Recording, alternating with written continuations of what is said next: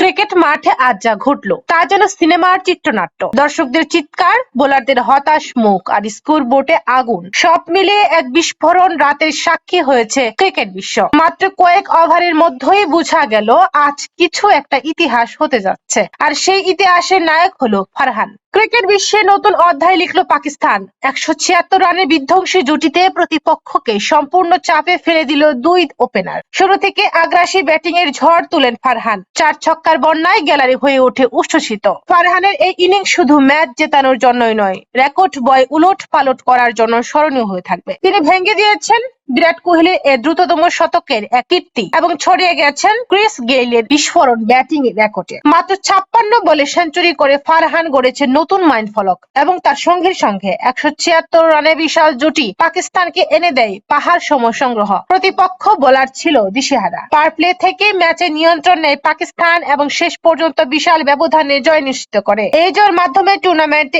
স্পষ্ট বার্তা দিল পাকিস্তান, তারা শুধু খেলতে আসেনি, ইতিহাস গড়তে এসেছে। ফারহানের এই ইনিংস ইতিমধ্যেই সামাজিক যোগাযোগ মাধ্যমে ভাইরাল, আর এই বিশ্লেষকদের মতে এটি হতে পারে চলতি আসরের সেরা পারফরম্যান্স।